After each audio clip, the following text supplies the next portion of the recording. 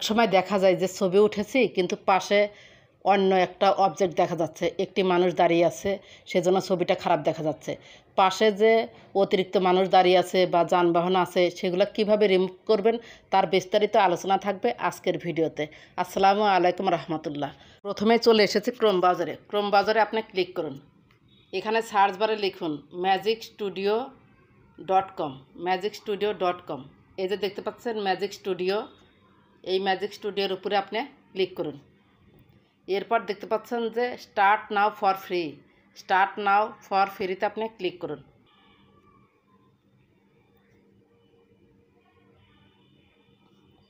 এরপর আবার start নাওতে click করুন।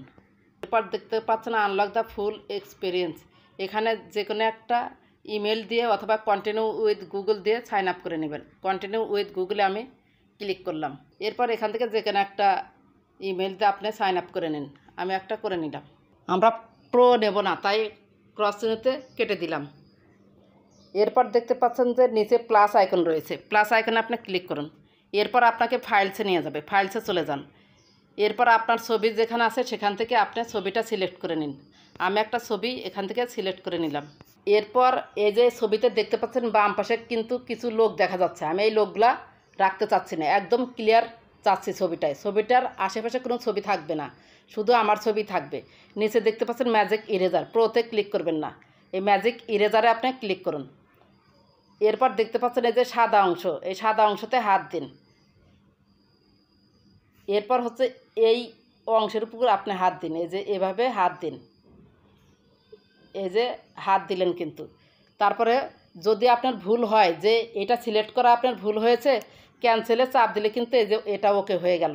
আমি এটা আপনাদের দেখালাম। আবার ম্যাজিক ইরেজারে ক্লিক দিন, তারপরে এই সাদা অংশে ক্লিক দিন, তারপরে এই হাতটা নিয়ে এই যে যেটা আপনি রিমুভ করতে চাচ্ছেন, ক্লিয়ার করতে চাচ্ছেন সেখানে ক্লিক মানে ব্লক করে দিন।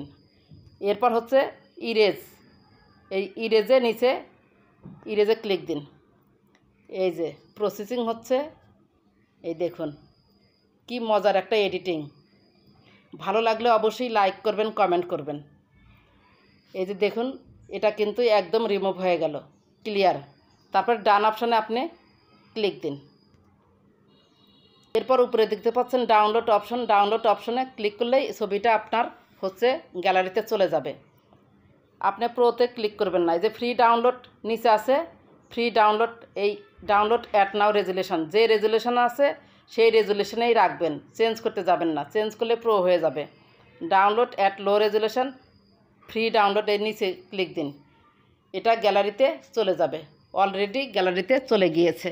আশা করি ভিডিওটি ভালো লেগেছে, ভালো লাগলে সাথেই থাকবেন।